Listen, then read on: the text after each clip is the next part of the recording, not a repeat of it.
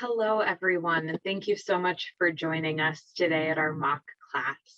My name is Erica Helberg, and I am an Assistant Director for Recruitment here at Gies Online, and I look forward to spending the next hour with you. Our time today will be spent providing you with an opportunity to understand how live lectures are delivered in our three online programs, the IMBA, the IMSM, and the IMSA. Now, before we get started with Professor Gary Hecht, I do want to cover a few housekeeping items. First, please note that you are all muted in order to minimize background noise. There will be moments when Professor Hecht may invite you to participate, and our technical team will take care of unmuting your microphone for you. If you have any questions, please use the raised hand feature. We will have breakout sessions during our time today, which will allow you time and opportunity to participate with fellow session attendees. Lastly, I do want to encourage you to feel comfortable participating in the chat. Some of you have already located that and started saying hello. Please feel free, while I introduce Gary Hecht, to share with us where you're joining from. You can just type your city, your state, your country, whatever you feel comfortable with. And now on to introductions. Our instructor for today's class is Professor Gary Hecht. Gary is a professor of accountancy and Arthur Anderson faculty fellow here at the University of Illinois Gies College of Business. He began his academic career at Illinois in 2013. He has served as academic director of the IMSA program from 2017 to 2020, at which point he became the executive director of lifelong learning here at Gies. And prior to coming to Illinois, he was an assistant professor at Emory and at the University of Wisconsin-Madison. Gary has been a PricewaterhouseCoopers faculty fellow from 2013 to 2019 and has repeatedly been on the list of teachers ranked as excellent. And so it is my pleasure to welcome Professor Hecht. Take it away, Gary. Thank you, Erica. I appreciate all of that. That kudos and right back at you. And thanks to everybody who has coordinated this session this evening and everybody working behind the scenes as well. I'm but a small piece of a much larger machine. And so I really appreciate all the support that's provided. So thanks again for that introduction. It's great to be spending time with everybody this evening or whatever time it is in your part of the world. I can see where everybody's kind of joining from, and we kind of have, definitely a US based, but a global based group as well. So thank you to everybody for your time and attention this evening. I'm going to jump right in and share my slides, and hopefully that's going to come through okay for you all. I'm sure somebody will tell me if not. And so I want to welcome you all to tonight's sample live session, and I will talk about what that actually means as I give a little bit of an overview, and that's going to kick off our agenda for this evening, or my portion of it. And then we're going to get into some content and give you the opportunity to experience a real class with real content, and discuss with your peers, discuss with me later on, kind of your thoughts on this content as well. And then we'll close up tonight's session with a bit of time at the end for Q&A about either the content or other questions that you might have about our program. So first things first, let's talk a little bit about kind of what we're getting into and what our purpose is in terms of the overview. And one, we have a bunch of resources for you. I'm sure many of you have found these websites. And of course, there's contact information for each of our online programs. The MSA, or Masters of Science in Accountancy, the online MBA, Masters of Business Administration, and the Masters of Science in Management. So whatever you're interested in, we kind of have a degree for you in online. And so this is just a list of resources, and these can be made available to you in the chat as well. I'm sure many of you have found your way to our websites, and the amount of information that we have on there hopefully is very helpful to you. And obviously you have a way to reach out to our administrative staff to get any questions answered, whether that's tonight or at some point in the future. So just a little bit of about what programs I'm kind of representing. I teach in all of these programs, so no matter which way you go, you're not going to escape me, at least for the time being. So our goals and our purpose for tonight's session is to really just point blank experience a live session. So basically get a taste of what we have in our courses, at least this part of our courses in terms of that live session. There's a whole host of other attributes, and I'll get to that in a second. But just to give you an idea, usually I teach from a studio. We have a very high tech, well above my head in terms of ability, in terms of these fancy studios that we have on campus, and that's usually where our faculty teaches from. And you get to see all the technology that we use in terms of different cameras, different setups, screens, and so on and so forth. I am actually teaching from home this evening. My wife had a little bit of surgery late last week, and I am being a reasonably good spouse and trying to take care of things. So I need to be working from home, but usually I'm in the studio and teaching and using all of the technology from there. So please bear with me as I'm teaching from my office at home. In terms of where are we in the grand scheme of things in our course and a pedagogy? One, I think about our courses that are online in two components, very highly interrelated components, but two components. And the first has to do with kind of that foundational content. So the background, baseline knowledge that you would get from a course. The second element, second component, is what we generically refer to as the high engagement portion. So again, two components at the very top level, aggregate into a course, very highly interrelated. The foundational content is going to be comprised mostly of asynchronous activities, primarily videos, additional readings as well, and then of course assessments that you would take on your own pace at your own time to make sure that you're mastering that foundational content. And some of the beauty of the flexibility that's built into our programs is that you can do this as the semester progresses. You can consume this content even before the semester begins, if your schedule allows for that, and that's your type of learning style. Obviously, you want to be engaging in the foundational content along the way before you get to the other component of the course, but there's a lot of flexibility in where and when you consume this foundational content. And so again, it's asynchronous, it's very high quality recorded videos in our studios, and then assessments that accompany that to make sure that you're mastering that content. And so that's one, or the kind of foundational component of our courses. The second is kind of where it's at, right? The high engagement portion. And that's where your actual graduate credit in each of our programs would come from in our courses. And so that's comprised of a whole host of different elements. One, additional videos that are not part of that foundational content, that maybe take things to a little bit deeper of a level. Assignments and exercises that you will be doing, projects that are maybe span multiple weeks. And those assignments and exercises, they might be done individually. And in some courses, we use groups or teams that are assigned to you by the program. So you get to interact with your peers in various ways in terms of these assignments, exercises, and again, like I said, these larger projects. There's everybody's favorite, the exams. A lot of courses will use a traditional exam as part of the high engagement portion of the course. And then of course, there is what we're talking about this evening, and that is our live sessions. And so live sessions usually occur once a week. They're offered at multiple times throughout the day, and they are kind of, to meet your schedule needs.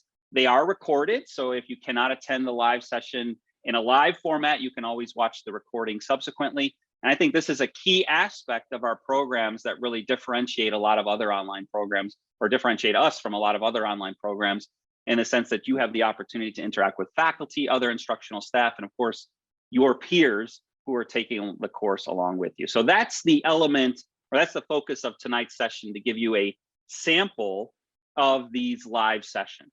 Now, just one caveat, this is one professor giving a sample of one live session. And so I'm not making a promise to you that every live session will follow this exact formula. Even within my own course, right? It varies depending on the content, it varies depending on what our purpose is in a given week. And of course, it fluctuates across courses. We have a diverse set of faculty who are teaching in our programs. And not only are they experts in the content, they're experts in the delivery of that content. And so faculty have a lot of leeway in terms of how best to present the content, how they use the live session. So I will say that, what I'm doing this evening or in this session is pretty representative, but certainly there's going to be variation within a semester in a given course, and then of course across courses in our programs. Another where are we, just to kind of get our bearings in terms of what tonight's session looks like. We're in the world of accounting and analytics, right? So I'm an accounting professor, and accounting is actually quite a vast discipline. It's made up of a lot of different interrelated subdisciplines. A lot of people think about accounting as sort of financial statements. So things that you read in terms of a balance sheet or an income statement or a statement of cash flows, other information that is provided to firms that is used a lot by people outside of the organization. So if we're talking about publicly traded companies, you can look at a company's financial statements to determine whether or not you want to make an investment, become an owner of that firm. Financial institutions will use financial statements to assess whether or not they want to lend money to a particular organization. And then of course, there's a whole host of other people outside of the organization that will use a firm's financial statements to make decisions. A lot of people think about the validity of those financial statements. And so there's auditing, assurance, forensics. A lot of people, when they hear that I'm an accounting professor, they say, hey, can you do my taxes, Gary? The answer is no, I know nothing about tax, or relatively close to nothing about tax. My area of interest is in the world of managerial accounting. That's where my research is, that's where my teaching primarily lies. And that is the type of accounting that's done inside of the organization for the owners that are inside the organization, excluding outside investors, the managers, the employees, anybody inside of the organization making any type of decision, operational, day-to-day, long-term, strategic, right? What information is being used to make those decisions? That is where managerial accounting is focused on. And that's where I'm focused on in tonight's session, my overall teaching, my research, and my consulting as well. Okay, so that's a little bit about the bearings and the overview of where we are. We're going to sample a live session. We're going to talk about managerial accounting in particular. And I'm going to give an example session from my actual course. So I'm going to introduce some content. It's one of those sessions that's a little bit more introductory in its nature, because I didn't want any, advanced preparation for tonight's session in any way, no burden on you, but certainly try to, introduce some content so you get to see that in action as we progress through tonight's session, give us something to actually talk about. So I'm going to talk a little bit about, actually inspired by my spouse. She is an artist, a professional artist. And so let's use that context to kind of go through a little bit of a thought experiment. And just in case you don't have it open already, if you wouldn't mind opening up your chat, because we're going to use that as a way to communicate during this thought experiment. So let's consider an artist, right? And this artist is an entrepreneur. And let's suppose that this artist opens a gallery to present his or her work. They purchase materials from suppliers, and they ultimately transform those materials along with their talent into paintings and photography, and ultimately sell those paintings, sell that photography to customers. So that's kind of what's going on. And let's just assume that this creative entrepreneur, right, this artist, is the only person involved in this setting. Like, they are the complete owner and they're the only one working in the business, right? And so why don't we take a moment, and this is an open invitation to all of you, right? And so it will be, pandemonium in the chat. So please answer the following question as though you are this artist in this setting, right? What information will be important to this artist, whether you presume it's my wife, Gina, or it's you? What information in running this business, having this gallery, will be important to you? Okay, and I'll just kind of comment on what comes into the chat. Thank you for your reactions. Keep them coming, please. Anybody, there's no wrong answer to this question. You don't have to hesitate to kind of share your thoughts on this. So I'm seeing the first things that come up: COGS, cost of goods sold, right? And so that's people after my own heart, right? That's a key accounting term: cost of goods sold. Rent for the gallery or the facility, the building. I see more cost of goods sold. Materials, I want to know about cost. This is all accounting so far, it seems like. Profit, the prices. Here's overhead. That's a big topic in the courses that I teach across our different programs. Location, market interest. Okay, so there's kind of a non-traditional or not traditionally accounting oriented answer, but I'm going to argue through tonight's session that that's actually very accounting, right? And so we'll get to that in a second. But location, profit margins, fixed and variable cost, expenses, cost of supplies, cost of gallery space, forecasting, visibility, exposure, so a lot of marketing aspects. The selling price of these things is going to key into, is it worth it to engage in this, at least financially? And of course, that's going to influence these margin rates and profits. Demand forecasting, cost and earnings, overhead expenses, foot traffic, raw materials cost. Excellent. Cash flows, right? All right, absolutely. This is actually the focus of our course and one purpose of managerial accounting inside of organizations. And that's ultimately the first role of this information inside of organizations, to facilitate decisions. Absolutely, you're going to want to know a lot about financial information like revenues or sales prices, costs, profits, the different types of costs like overhead and materials and so on and so forth. You're going to want to know a lot about that financial information. But accounting information is not just financial. It includes the non-financial information, things like information related to the market, like demand, customer satisfaction, right? A whole host of measures, metrics that are used to make decisions by this entrepreneur, by the owner of this organization. Really information that facilitates those operational decisions, those strategic decisions to ultimately reach organizational goals. Doesn't have to have a dollar sign or some other currency denomination in front of it. It can be non-financial. It can be quantitative. It can be qualitative, right? Any information that is used for decision-making inside of the firm, that's what would fall under this umbrella. All of these items that you provided are excellent examples of information that would be useful for this entrepreneur. So that's one focus of the course that I teach, to talk about how we use information, financial and otherwise, to facilitate all different types of decisions that are inside of organizations. Now let's go to the next level of the thought experiment. Right? Let's suppose that after opening that first gallery, there is some success by this entrepreneur, by this artist, and they add another gallery portfolio. Now, as wonderful as my wife is, she cannot be in more than one location at a time.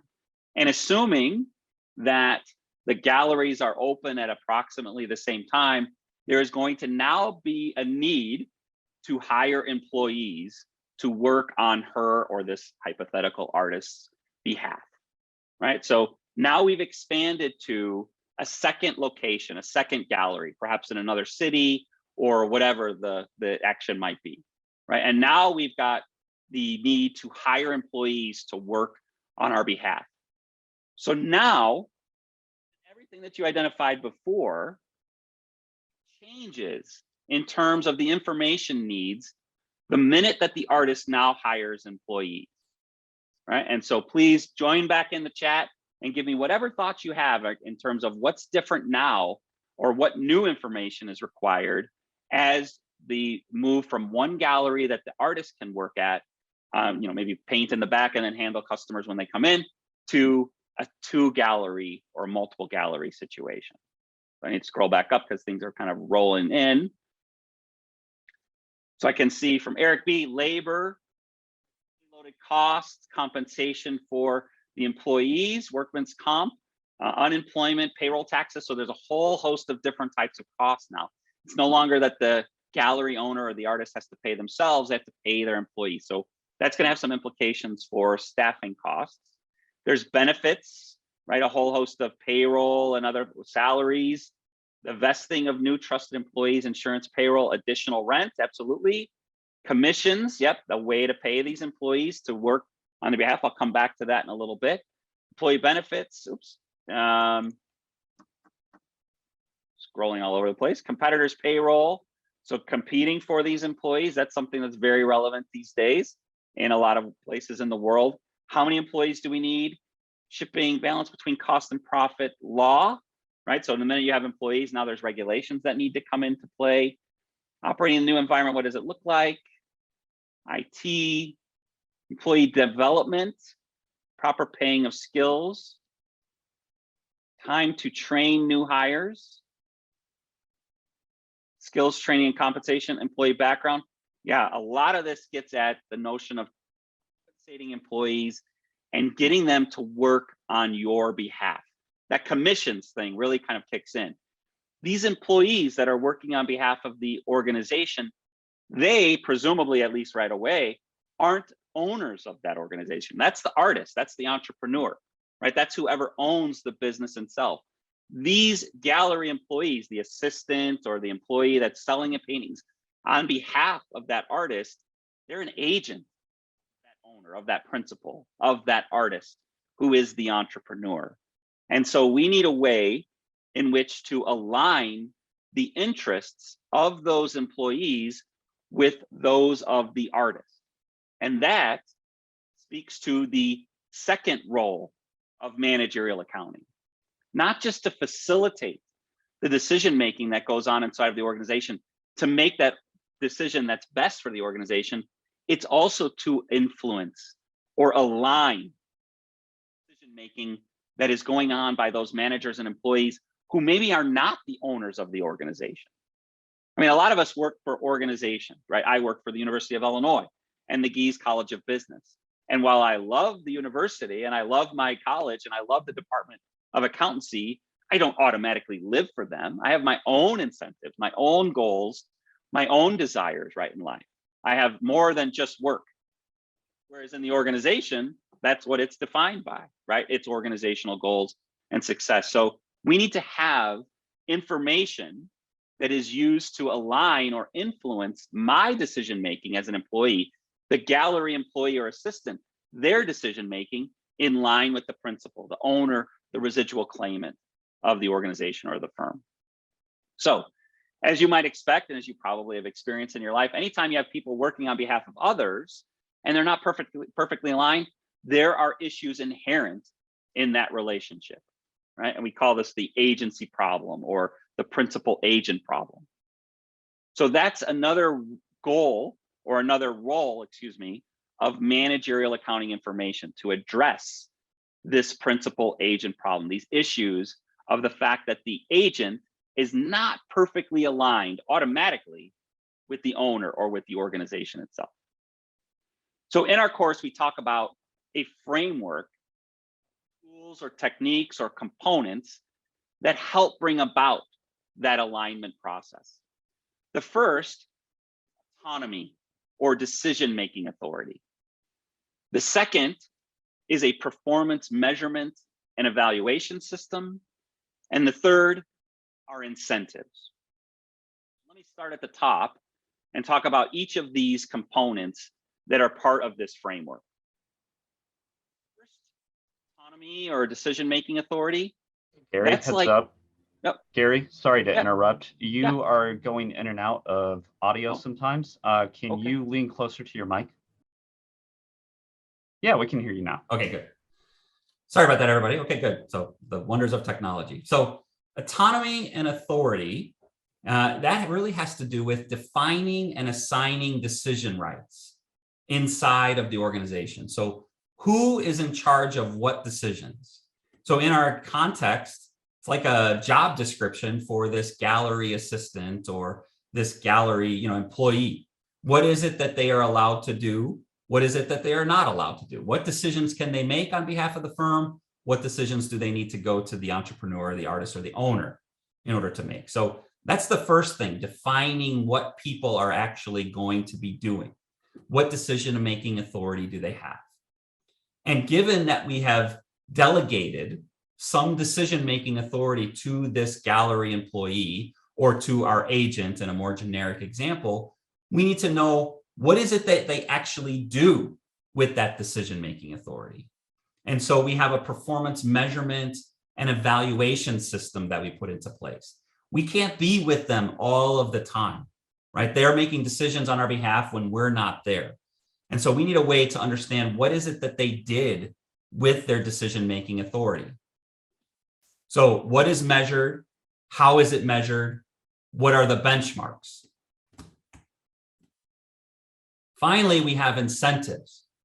And incentives are a whole host of tools and techniques inside of the organization.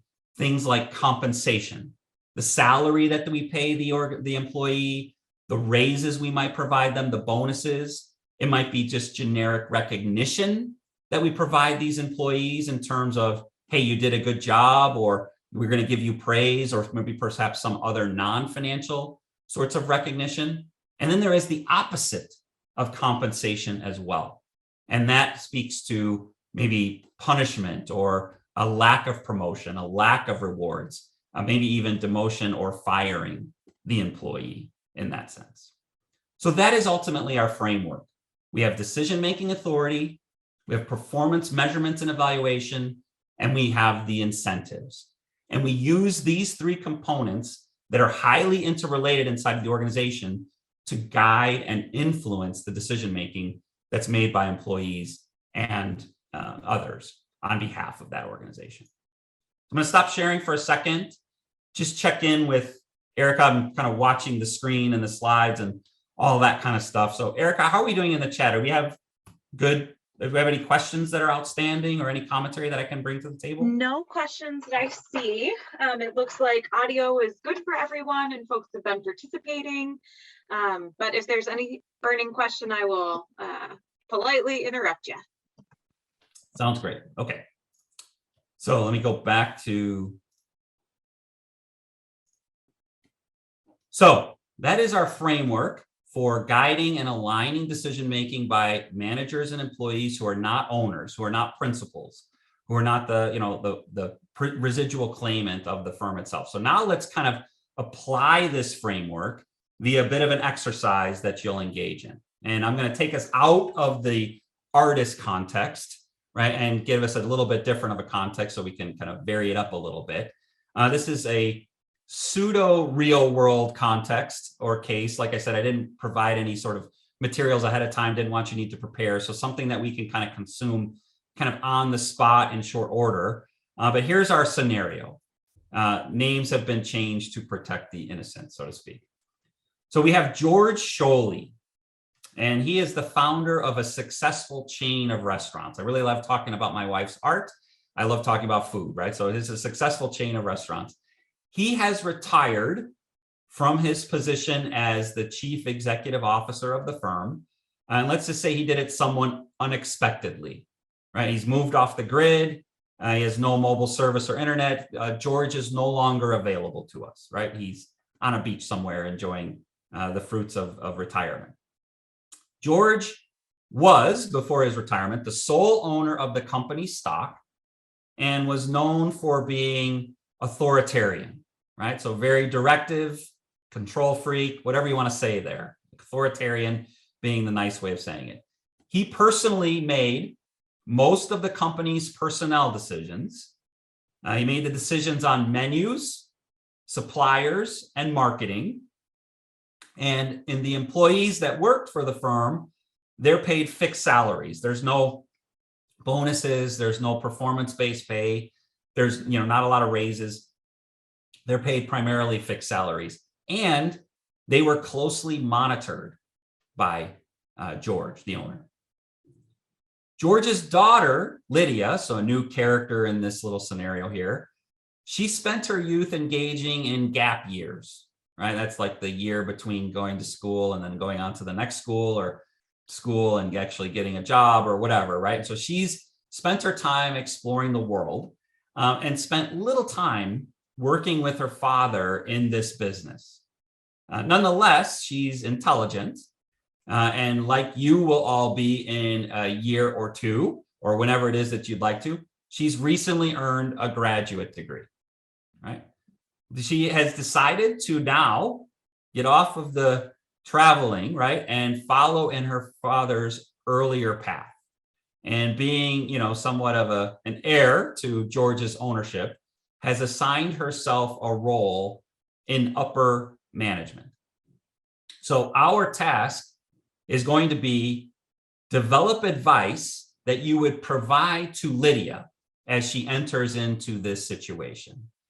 Now, there's a lot of things we could, tell her, but what I'd like to hear is advice that is related to our framework, right? And again, that framework has those three components: the decision-making authority or autonomy, who's making what decisions, how we measure and evaluate the process or the outcome of those decisions via the performance measurement and evaluation system.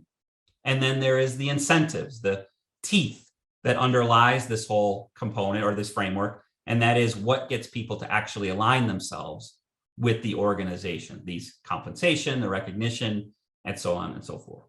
Okay. So we're going to take a look at George and now Lydia's situation, give Lydia advice related to our framework, related to these three components.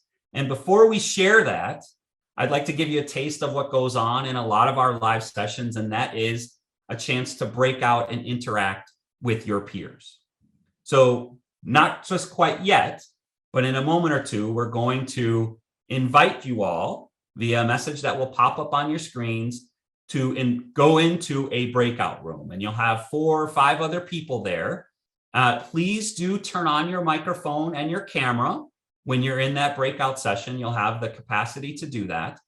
Take some time to introduce yourselves, right? Say hello, talk about maybe where you're from, give a little bit of background, and then with the majority of the time that we'll have, discuss the scenario that we just had, right? Discuss the George and Lydia scenario. And then I'd love to hear from a few people that will represent your group when we come back and join the larger group, just to hear a bit of your thoughts related to what advice you would provide Lydia. And we can't obviously hear from everybody, but we'll hear from a number of people just to kind of see what you all talked about in these breakout sessions. So what I'm going to do in the chat, again, if you don't have that open, I think most of you do, but just in case you don't, I'm going to add the file, add a PDF file that contains 2 slides. One is the setting, so the information about Lydia and George and so on, and then the framework, because I didn't really anticipate you needing to kind of take notes or want you to take notes about these sessions, right? So you should see in the chat a PDF that's posted. You can go ahead and download that. If for some reason you cannot see that PDF, it's perhaps the version of Zoom that you have, and hopefully somebody in your group will have access and bring that file and be able to highlight it while you're talking. So we're going to go for about 10 minutes or so. And so, Tom, if you want to invite everybody to the breakout room, we'll see everybody. Once you're finished, please go ahead and accept that invitation once it shows up, and enjoy the session. Sounds great. Well, welcome back, everybody. I hope that was a fruitful discussion for you all in the breakout rooms. I know it was short, but we just have an hour tonight, and the idea is just to kind of give you a taste and not quite turn you into managerial accountants yet, right? And so, but hopefully you got a chance to kind of meet some new friends, make some friends, and chat at least a little bit about some things. I would love to hear from, at least a couple people to share maybe some of the main thoughts that you and your group members had discussed about this topic. And so happy to, if you want to raise your virtual hand, which you can do that via the participants tab. I'd love to call on a couple people, just hear a few thoughts. You don't have to steal everybody's thunder, but just a couple of things related to the advice that you would give Lydia in this framework. So Robin, I see your hand is available. ROB, Tom, for you, if you want to allow Robin to kind of, go ahead, Robin. Hi. Hi. I think I'm on. Oh, so my group, great group, we basically came to the conclusion that Lydia has a lot of work to do. So the one thing that I'll just highlight one, since there's other people, is we suggest a focus group that Lydia would do throughout the whole organization so that she can truly get an understanding of who her people are and what kind of feedback they truly want to share that they haven't had the opportunity to share at this point. So that would be kind of my little nutshell, but we have much more if you need more information later. Yeah, no, that's great. That's a great start. I mean, basically, I think you're saying, let's collect some information, right? Like, so let's not get hasty and start to change anything. We need to know what it is that we're working with here, right? And, or at least Lydia does, because it's new to her, and the fearless leader, and maybe fearful leader, right? Or is no longer there, right? And so Lydia should probably get in some information collection mode. That's excellent. Yeah, that's great. Great. Thank you very much. Let's see, I'm just going to go in order that I see the hands here. So Armando, I think you were next. Armando Alvarado. Yeah, one thing that we talked about, sort of going along those same lines, is assigning someone other than her to be able to make decisions, giving some autonomy to her employees so she's not micromanaging everything. Yeah, so per the case, like a very brief one-page case, right? George was the person who made all the menu decisions, all the supplier decisions, right? So very authoritarian, and nobody else was really making at least bigger decisions on behalf of the firm. And so Lydia may not have that knowledge, right, that George had before. So she might need to turn over some of the decision-making authority to other people. So that's one change that you might implement, that maybe after Robin has a chance to collect this information, right, that you need to up the ante in terms of how you delegate decision-making authority. When it all lies on one person, figuratively speaking, it's slower, and it takes longer. Maybe you need more responsiveness, right, inside of the market. So you might need to delegate decision-making authority more so than George had done in the past. Thank you, appreciate that. So many hands here. I'm sorry, we're probably not going to get to everybody, but Atish Tawari. Yeah, sure. Thanks. So just one quick point I'll cover, because I think we covered leadership and measurements and getting information. So we also discussed about putting some sort of incentive back, right? In today's, and if you have a decentralized approach to leadership, then you have to have a little more involvement of the employees, so that everybody thinks about the profitability of the entire organization. Otherwise, everybody's doing a day job. So performance bonuses, at least a good starting point. There can be a lot, but performance bonuses, I think that will be the most basic, because if you keep measurements and metrics and all of that, if you measure performance, then the people with good performances giving you a good bottom line should definitely get something in their pocket as an incentive and pat on the back as well. Yeah, Excellent point. So I love your comment, because what it does is it highlights the interrelated nature of these three components of this framework, right? Again, yep. Decision-making authority, performance measurement, and then incentives. And it's kind of subtle, but in the original case information, it talked about these employees receiving fixed salaries. There wasn't a lot of bonus. There wasn't pay for performance. Right. And probably that made sense, because they weren't really making a lot of decisions. They were just doing what they were told to do, right, by George, figuratively again. But now that they have decision-making authority, if you take things to that level, you need to make sure that they're making decisions in line with the firm, right? And so fixed salaries are probably not going to cut it. You need to share the risk. You need to share the ownership, I guess, with the firm in terms of the spoils that follow from that decision-making authority. Otherwise, they don't necessarily know what to do with it, or they won't do anything with that decision-making authority, because it doesn't mean anything to them if they just continue to receive fixed salary. So key point there, don't know what the right answer is, right? That we're not saying that you absolutely have to do one thing or another. But if one of these elements or components of this framework changes, like decision-making authority gets, delegated, decentralized, right, to a broader group of people, then there are going to be changes that are necessary to the other components of this framework, incentives being one of them. Thank you, Atish. That's excellent. Russell Brinson. Hey, can you hear me? Excellent. There you go. So we completely agree with everything said so far. The one thing we would probably give to the group would be the performance measurement and evaluation, the benchmarks. So we kind of focused in on the menu suppliers and marketing, and we would want to make some KPIs around that, such as employee satisfaction, customer satisfaction around the menus and what's being delivered, supplier quality, and marketing touch points. Are we still engaging our customers even after the dear leader has left? Excellent point, Russell. So are you saying that those things weren't in effect before? if they were, George was leading it all. So now we would want to benchmark it and then march to bettering those. Yeah, excellent. So yeah, that's kind of, I mean, I was kind of putting you on the spot there. My apologies. I know it's night one, 0 for you, but that's an excellent point. George was the decision maker before.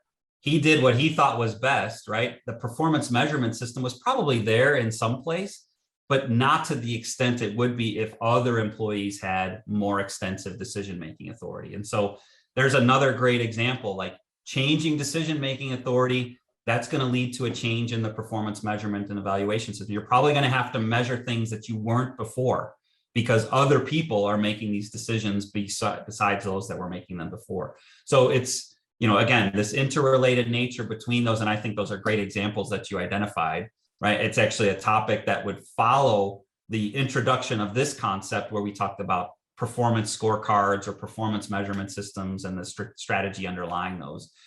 Talking about non-financial measures and then or qualitative measures as well to kind of capture the whole business and its strategy as opposed to just the financial perspective. So yeah, you're taking me actually right into the next class. If you got another hour, we can keep talking if you'd like. So this has been great. So great cross section, I think, of the groups. I know that there are other hands up. My apologies for not being able to get to them. I wanted to leave a little bit of time at the end of our session to see if there's other questions that you might have, either about we could talk about content continually or other questions that you might have about our programs or the courses and how they're run and so on and so forth. So I appreciate everybody that's spoken up, everybody that wanted to, and of course, all of your involvement in the breakout rooms. I hope that was, like I said, something that you got a little something out of as introductory as it was. So it's been a real pleasure there. I turn it over to questions either in the chat or if you have questions about the programs or other parts of our pedagogy, I'm happy to address those as well. Erica, can I turn it over to you or? Yeah, absolutely. So we got a great question from Amit. How do the group projects work? What is involved in a group project and how does that even happen? Well, first, they're a lot of fun. Yeah, so this is a great question. So, one of the things that we pride ourselves on in our programs is the interaction that you get with faculty and instructional staff, but also your peers, right? Those are probably some of the best people to learn from, people in your situation taking the course along with you. And so we take great pride in offering group projects. It's going to vary across courses. I will tell you how I use group projects. We have larger, in-depth, real-world business cases. This little one-pager is kind of nothing. We have multiple pages, lots of quantitative and qualitative analysis that you would engage in. And the best way to learn in those contexts is from others, right? It's more about the process that you go through because there is no one final solution or no one answer. It's like a real-world business. There's a lot of different directions that you can go. And so going through that journey and that process with others along the way, that's where a lot of the key learning takes place because you're opened up to other perspectives as you're progressing through the content yourself.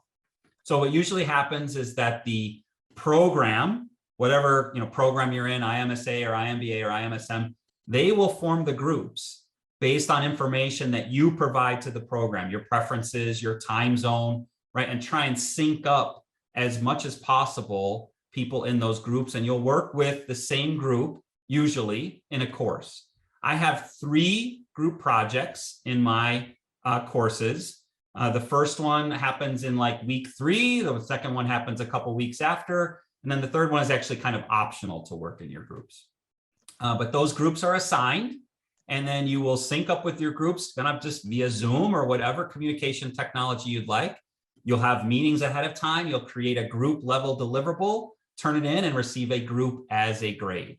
And I will tell you, in my course, this is not all courses, but in my course, approximately 30% of your grade is based on group work that you will conduct. And again, I put a heavy weight on those exercises, those group projects, because again, that's the most effective way to learn this content in managerial accounting in the way that I teach the course. Awesome. Thanks, Gary. I would love to have your perspective also on office hours. I'm trying to answer some admissions questions in the chat, but I feel like you can speak best to that classroom experience. So how do office hours work? Yeah, so office hours, like I said, it varies by course, but depending on how many students are in the course, we offer a certain number of office hours each week. We usually offer office hours in the morning as well as in the evenings. I offer a lot of my hours on the weekends as well, because these, you're working professionals, many of you entering into these programs. We have an instructional staff, so there might be co-lead instructors as well as an associate instructor. And between those individuals, they'll offer a series of office hours each week that people attend. Sometimes faculty will record those office hours, especially if they're going to be beneficial to the broader group. Other times those office hours are not recorded, so you can feel free to talk about other things. I know I handle a lot of personal appointments as well, in terms of, if there's something private that you need to discuss and so on. But yeah, office hours are like another opportunity to engage with the instructional staff. And I tend to keep them rather informal. We usually have a little bit of a party, right? They go for an hour and a half at a time, and people raise their virtual hand, answer questions, and we have a discussion just like another class. Awesome, thank you.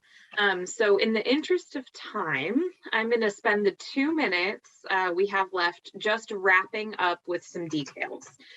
So there are so many great questions in the chat, and we don't have time to answer them.